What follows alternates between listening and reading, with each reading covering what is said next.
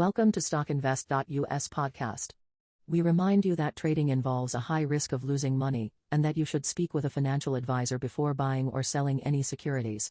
You should not base your investment decision upon StockInvest.us. By using the information provided, you agree and are held liable for your own investment decisions. Hi, welcome to StockInvest.us podcast for week 40. Last week I told you I believe Tesla would end the week at $775. Tesla ending the week at $775.20. And even Apple, I told you I believed Apple would end the week at $143, ending the week at $142.65. Bitcoin, I told you I believe Bitcoin will get back to previous heights. Ending the week at 48,000, it actually ended at 47,700. We're always measuring the Friday prices. And even GameStop, which is a bit harder to predict, I predicted that GameStop would end the week at 178. It actually ended 176.91 cents. These predictions, these analyses, we will get back to them. If you're totally new to this podcast, we will do like this. Very first, I will tell you what I think will happen in the week ahead of us. Some small tips to things that you can look into and keep in your awareness. Then I will do some analysis of the major stock. I just mentioned this. The reason we do this is because if we get the feeling how these major stocks will do, we will get the feeling about how the market will move in general. I will drop by Bitcoin and DogeCoin. We will even get to the two stock tips of the week.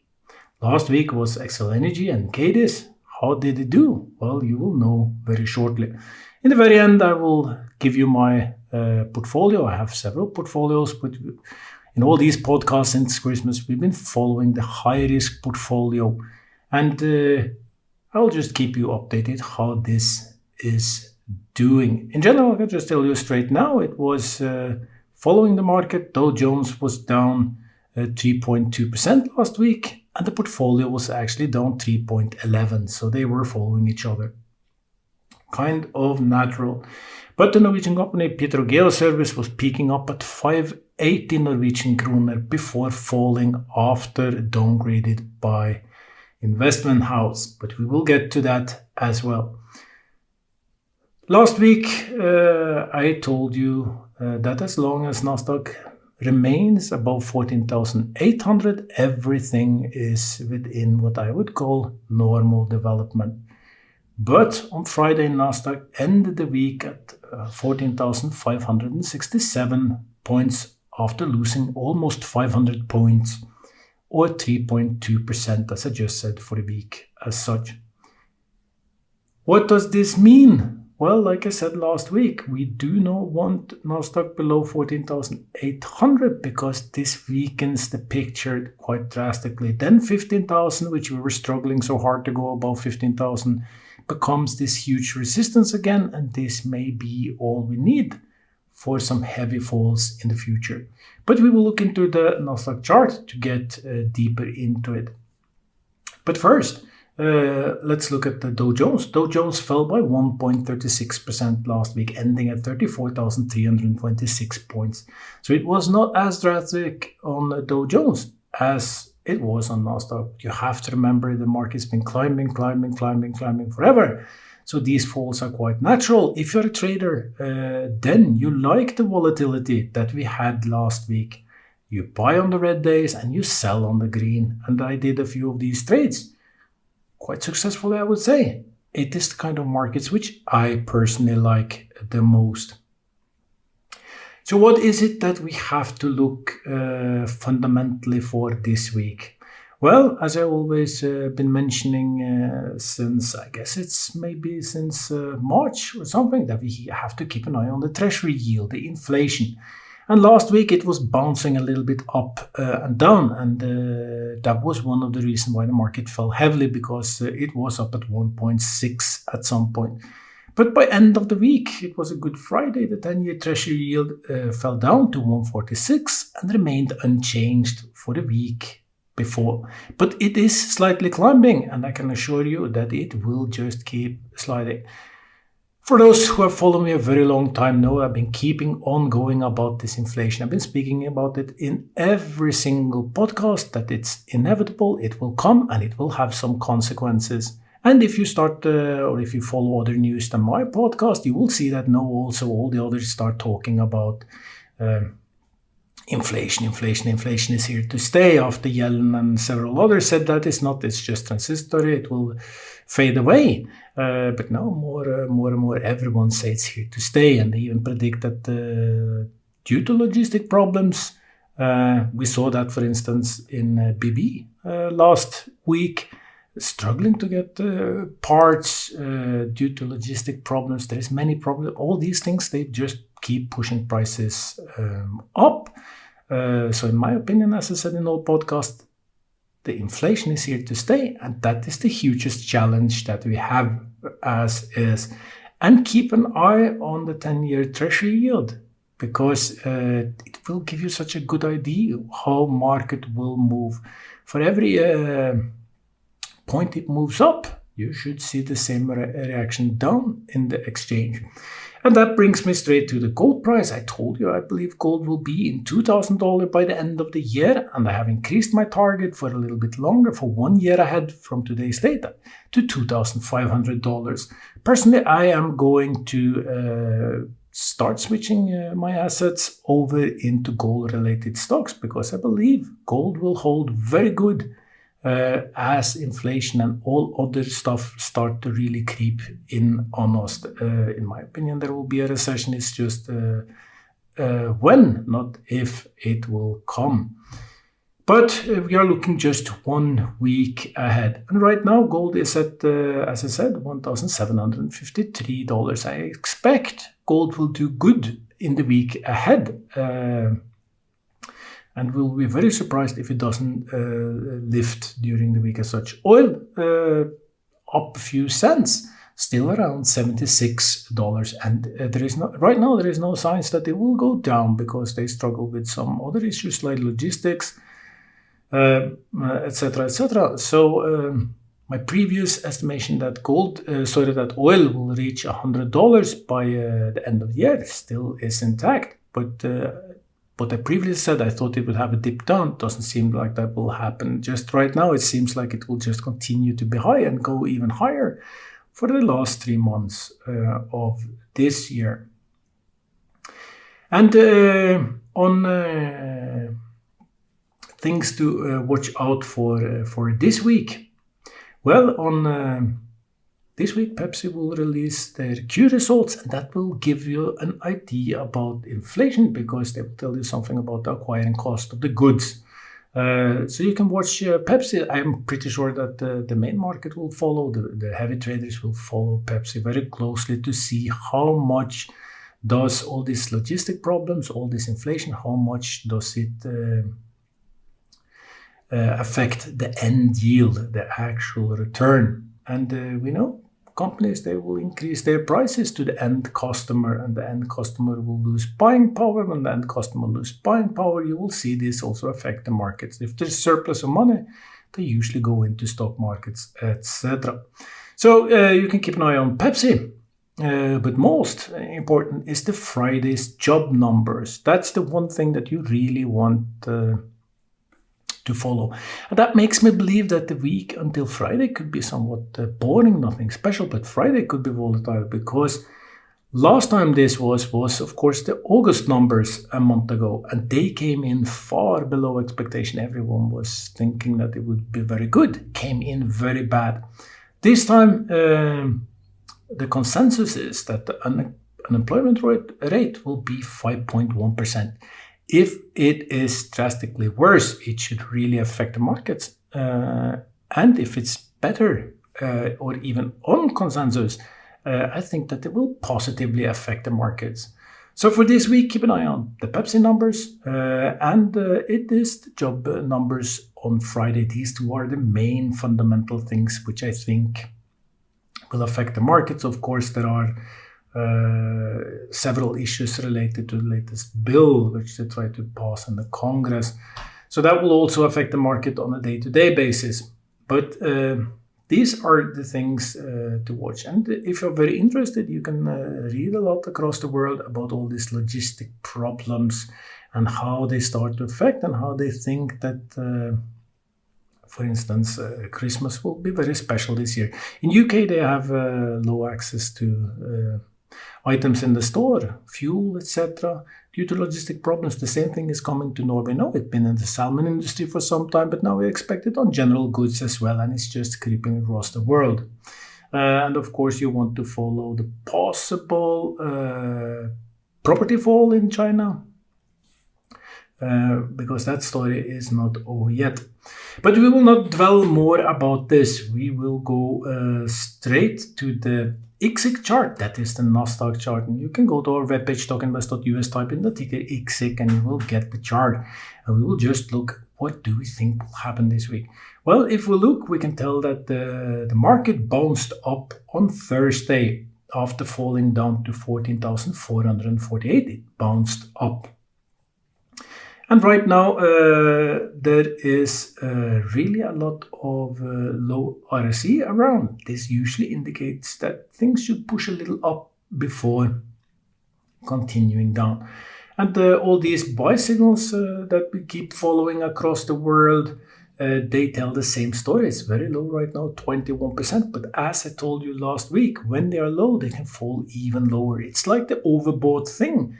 Things can go too enthusiastic when it's overbought, and the same thing when it is oversold.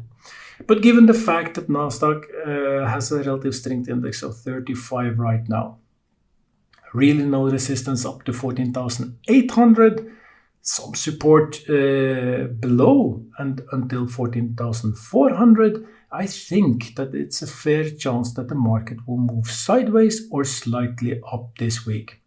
But looking at the chart, we can see there is a sell signals from the long-term moving average, short-term moving average. There is even this death cross between the two. The relation between these two, the long is now above the short, giving a very, very strong sell signal for the market as such. And since it did not bounce up from 14,800, I expect that will be the case. That was the threshold that we were wanting to keep above. Didn't do it, fell below. No, all of this is resistance. To me, it looks like the market may push all the way back up to 14,800, 14,900, could even be 15,000, but we'll just struggle and keep heading down. So everything is indicated that there is, with highly likelihood, a huge change in the market from good to bad. But for the week as such, there are things indicating that markets would move sideways, not very much. Push a little upwards could be 14,800 on high and 14,400 on low. At the same time, you have to remember in a situation like this, if it falls below 14,448, it can just drop straight down to 14,000 on scary move. These are the very, very typical situations when supports resistance are broken, and this time it's about the market as such. So the end conclusion for the market this week is that I remain actually pretty positive that we will be able to see some green during this week, but for sure much tougher, much more volatile, but that's where you can make money if you are a trader. And this brings us straight to the first of these big companies that we analyze. We will go through them very quickly. But if you rewind back to what I said last week about Apple and falling down to 142, it fell to 141.50. So this is the very nice thing about technical analysis, is that it really works. These support resistance levels are in general a very good indicator of the likelihood of what will happen. And if you are totally new and you do not understand what I'm talking about, I can just advise you go to StockInvest.us, type in a ticker, for instance, in this case, Apple. You will see our chart. On the right side, you will see some gray bars. This is just how many people bought and sold shares on different levels. The idea is simply, if you bought Apple, let's say at $142, the price is just above $142 now, you will be a little resistant to sell because you are still in profit. You believe that the stock has a fair chance to go up. This way, whenever a stock is pushed down, the amount of positive people will see it as a buying opportunity. The opposite thing is if it goes up. Right now, there is tons and tons of people who bought Apple in very good faith at $146, sitting in loss, being very scared if the stock moves up. Many of these will simply start sell their stock, and that is how resistance work. So you'll see that around, in this case, you will see when Apple hits around 146, you should see volume go up in a negative way. That it will come out a lot of sell orders, and you need that momentum to break up. So momentum is just the amount of interest in a stock, and you need it. And in a falling market, if the market is red, it's very hard to build momentum. Usually that has to be done with some news or some Reddit time or whatever that pushes this momentum up. If the market is weak, red or even horizontal, it's hard to build momentum, and you usually don't manage to see these breaks. And right now, Apple is just a reflection of the Nasdaq chart. Huge resistance at 146. I do not manage to see how it will be able to break up from that. Has the same thing. That start from the moving averages, that is sell signal from the short and the long. The RSI is low, indicating that it should be able to push up. But with all this resistance around 146, later 148, I do not manage to see how it will push up. It has to be some major thing lifting the market in a euphoric way. Could, of course, be Fed supporting something, but it has to be an extremely good news to push the market above and to get Apple above. I've been negative for several weeks since Apple hit 100. I was positive all the way up to 157, and as I start reducing my targets lower and lower and lower. But for the week as such, I actually think there is a fair chance that Apple will move between $142 and $148. Only small movements above 146 because that's the main resistance. But I find it very likely, very possible that the Apple for the week as such will be positive, move up to 146, maybe even break it before falling down, or it starts a little bit slow and then move up to 146 by the end of the week. Last week, the target was $143. I am very tempted to keep the same target, but find it very realistic that Apple actually can manage to gain a little bit. So for a week as such, I will actually increase the target to $144. So you can see I'm a little bit optimistic. It will be the first time that I move the target up in several weeks. That doesn't mean that I remain positive. I just say that for this week, I believe Apple have a fair chance of moving sideways, even slightly up, and ending the week at 144. After that, it should continue down. So that's for the more long-term view. Drop quickly by Microsoft, of course. Usually these stocks follow each other somewhat. And Microsoft had a bad week last week, but ended very nicely on Friday. It managed to push up quite much from 282 all the way up to $289. So it had a nice move on Friday. Shows somewhat the same. It's low on relative strength index, but in these cases, things can still go even worse. Same situation as in the Nasdaq chart as in the Apple chart. There is this major sell signals from the moving averages where the long is above the short. And we can go to the 12-month chart to see how it is. And you will see that for months, actually for a year, Microsoft been having a straight up buy signal from the long-term moving average. But now we can see a change in the short term, and very soon, if this situation continues moving sideways or down, you will see a huge sell signal also in the long-term chart. For the week as such, I believe that the $282 support will hold. Could move all the way up to $294, but should fall back. For the week as such, I do not manage to see Microsoft end very much higher than it is today. Last week, the target was $295. I was off by roughly $5. I was a little bit too high. And this week, I will keep a target of $290 for Microsoft. That brings us to Tesla. And the Tesla chart, as I told you, I believe Tesla would go all the way up to 800, could go as high as 900, but that's it. And I will be out of this trade, which I'd advise you all the way from 560. I told you just get into Tesla, and with the same expectation that it will go to 800, maybe 900 before things will turn to the worst. Right now, everything looks very nice in the chart. It's within a strong, nice rising trend. It's in the upper part of the trend. Usually that means a horizontal movement could fall slightly down to 760. But in general, everything looks, what I would say, good. Volume following the stock nicely. All of these things are good signs. So technically, there is, for the short term, for the week ahead of us, there is nothing saying that Tesla will do bad.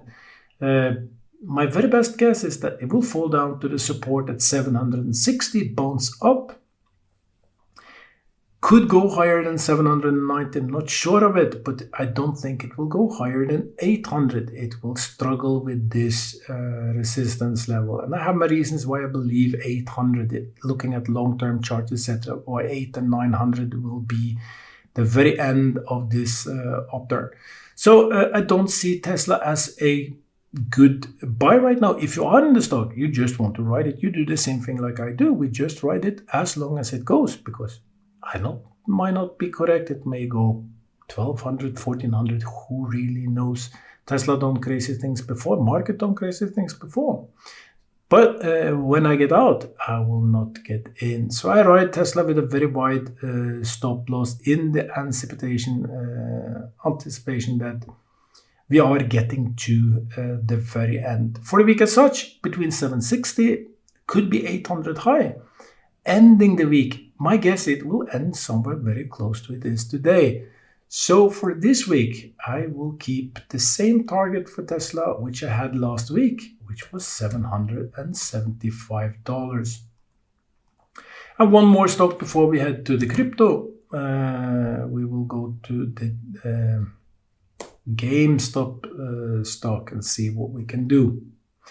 With GameStop is a little bit harder to say. I've been very negative to GameStop for the last few weeks, saying that it would go down. Right now, I can say straight away that I am positive and think that it will go up this week. Has the same thing like all the previous stocks which I mentioned, has this sell signal for the relation between the two moving averages. There is sell from both of them, both the long and the short run, but it's extremely low on the relative strength index, only 26.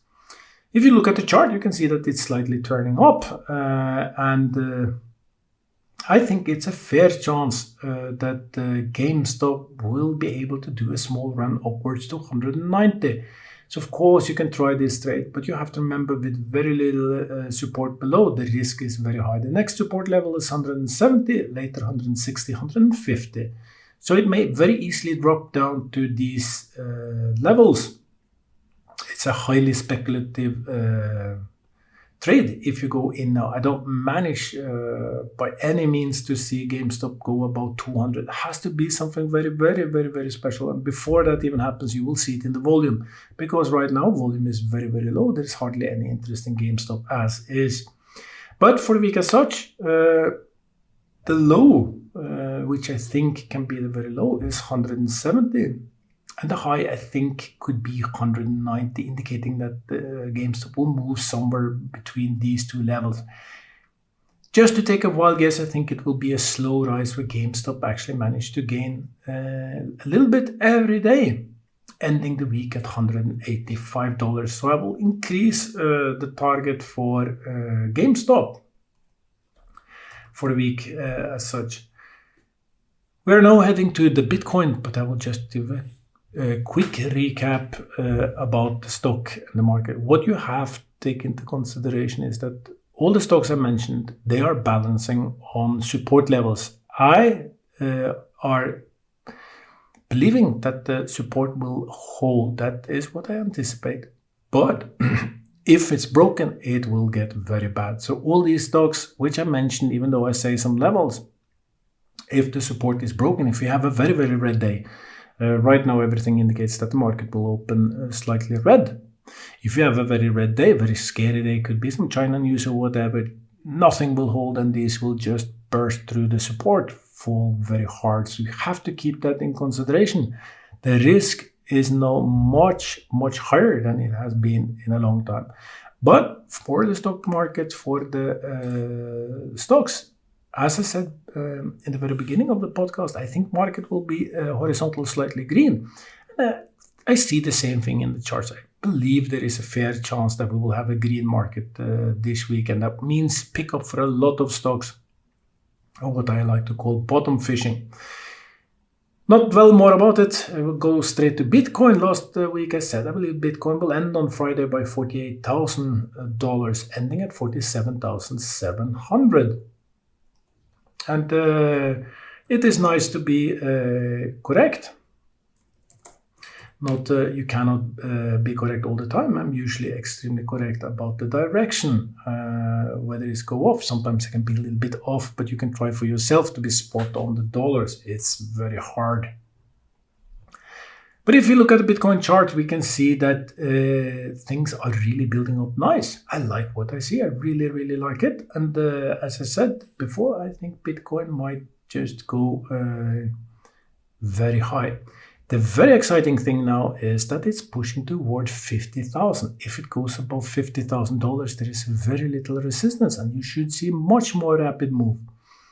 And again, if you have followed me for a long time, you know that I said the same thing the last time. When it was pushing to 50, just get it good enough above 50,000 and it will run off. Then it was back when it was 30,000. I said it will go to 50,000. We followed all the way up to 50,000. I said that just get properly above 50,000 and it will run very nicely.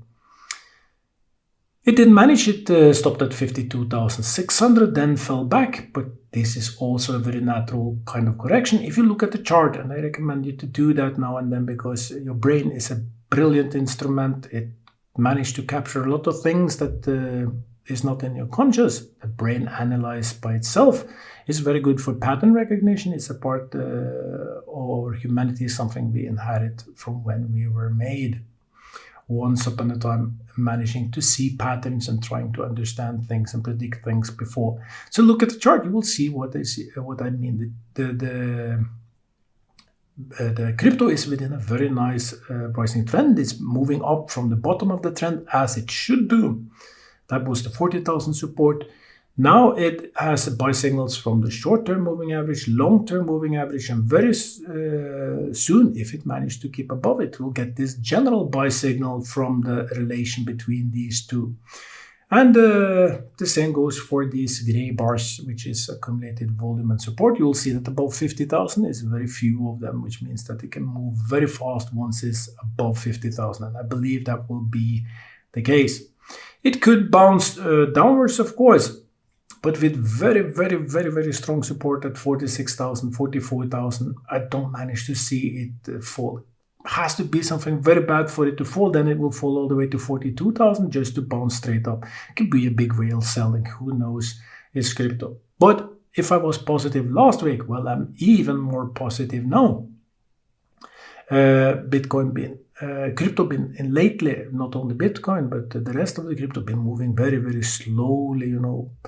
We are used to very volatile crypto, but Bitcoin been moving very slowly, except for last week, where it suddenly started to move nicely again. I think this volatility will continue everything tells me that there is high chance that Bitcoin will go to $52,000 by end of week. Could even go higher. No matter what, I'm very certain it will be a positive week.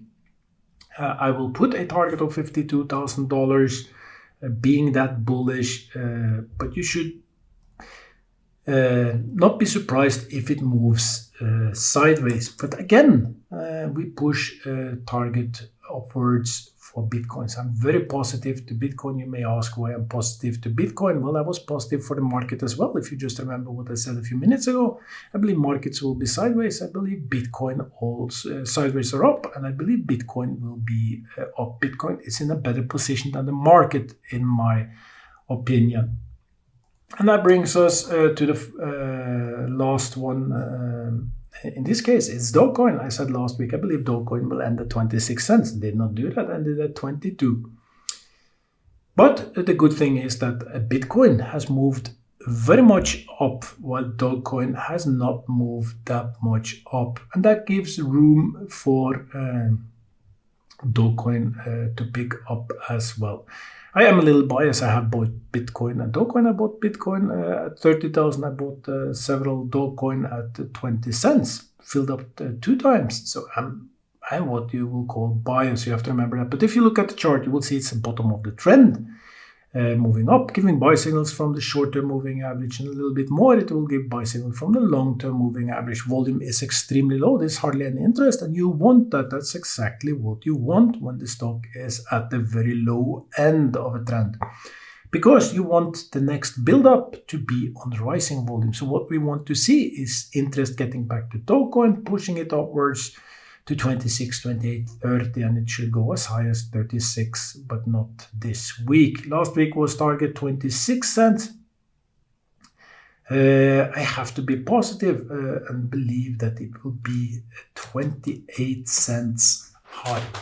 Been off for DogeCoin, keep that in mind, but the direction is up, and that is where I believe it will go. And that, my friends, brings us to the trading tips for the week. And a quick recap, if you're new. We have so far only 2 trades with loss. We had to sell Cadiz with a loss, was taken by stop loss, 445. We lost 4.45%. And SQ was cut at 377. So these are the 2 stocks in all these weeks the trade went bad. The rest of them, Nvidia up 13.45%, profit was sold. AMC was sold with 22.16% and Moderna with 8.45%. So we have plenty of profit still. But what about this week? Last week I said I would keep Nevro, but I would rebuy Cadiz.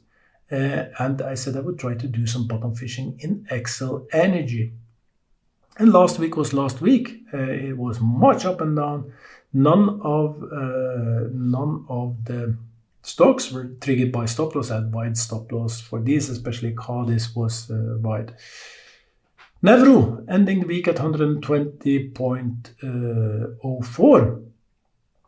So far, this trade, been with us for 2 weeks now, is down minus 1.97%. Did far better than the market as such last week, but I still like everything I see in Nevro. So I keep Nevro. I did not close it last week. I will not, maybe I will close it this week, but I think it's a good choice. Excel Energy ending the week at 62.49, up 0.08% so far. So it's a positive trade. I did not close Excel Energy either last week after buying it on Monday. I bought it in the early morning at 6.44 cents. Was not able to get that exact minimum, that exact low, but very happy with the trade.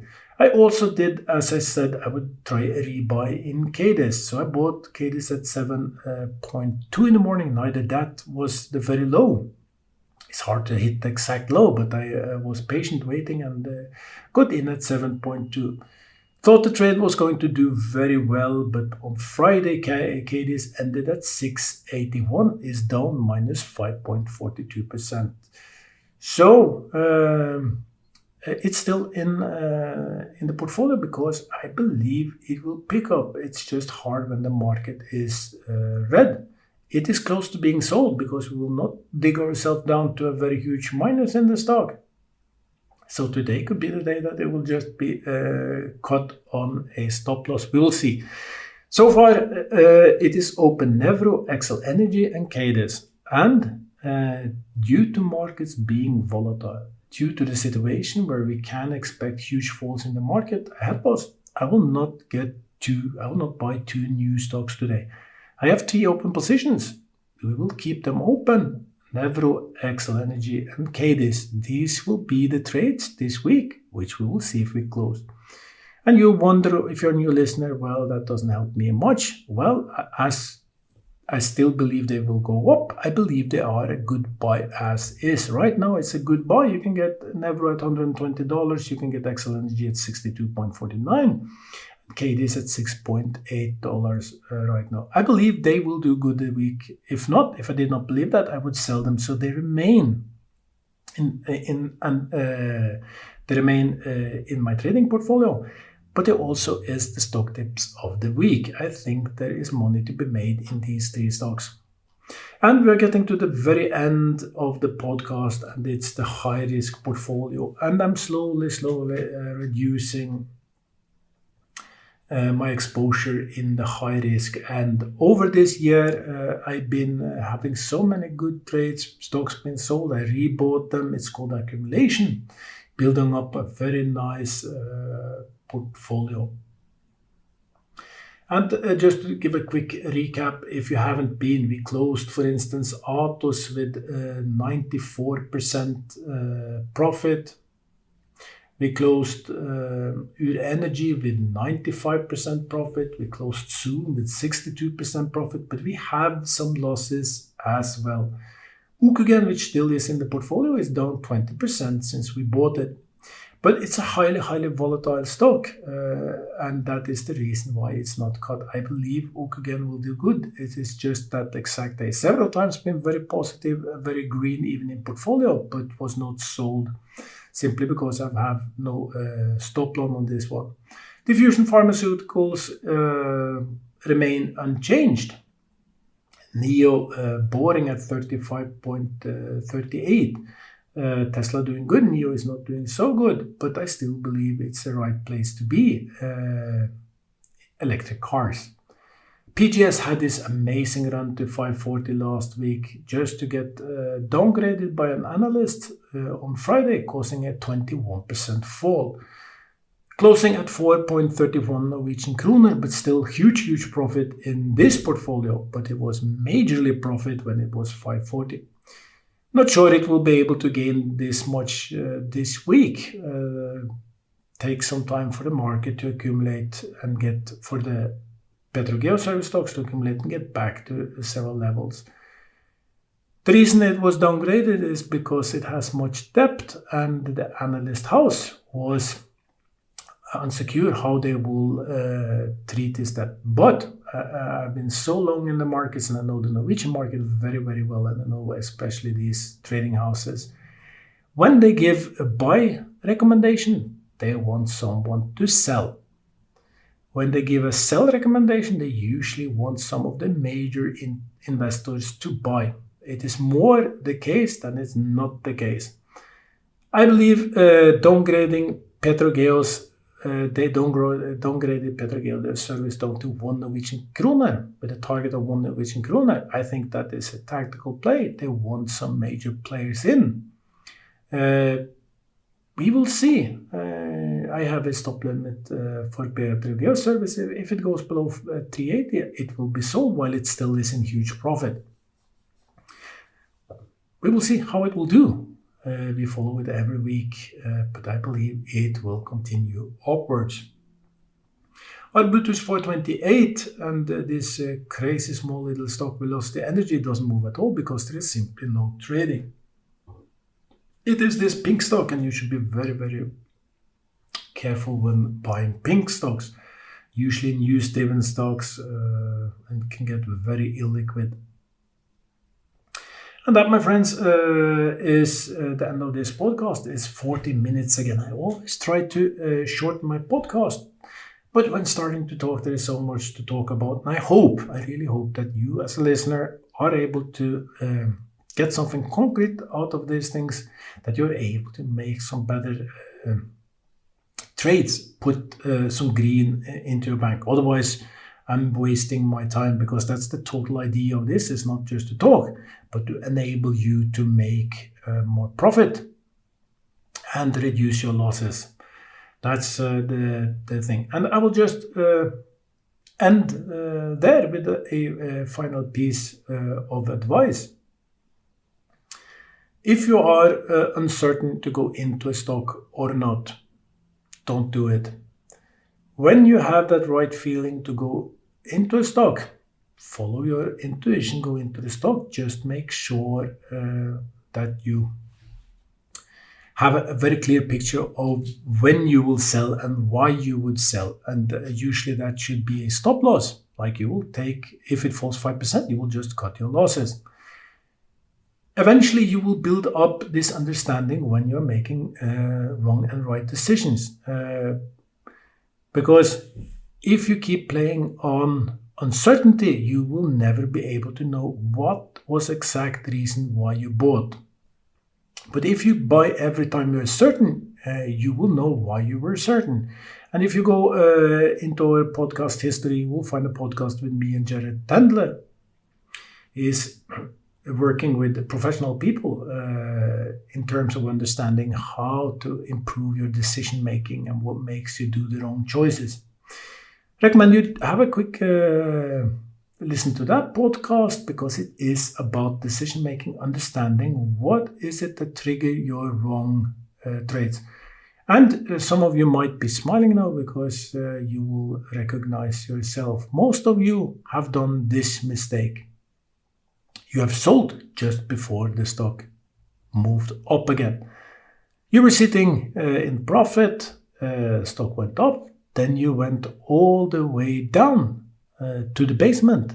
And when you were sweating too much, you decided to sell just to see, maybe even just a few minutes after selling or the day after selling, the stock moving very fast up, and you could have cut your losses drastically or even made profit.